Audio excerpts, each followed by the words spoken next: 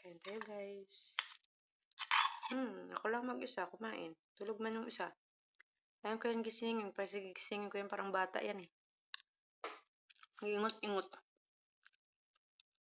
Tapos manampu ay pa yan sa pagkain. Kasi hindi pa sa gising.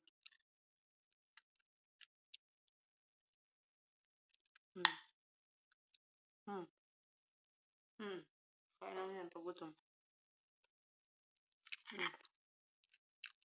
Hintay pa ako sa kanya. Kailan niya siya gigising. Mga agak matulog.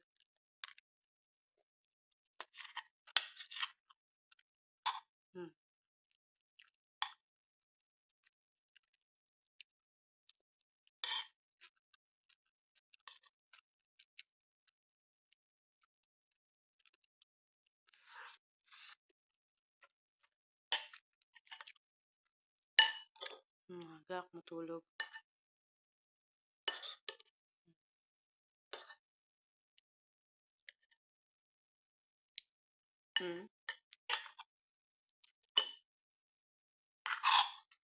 Sarap.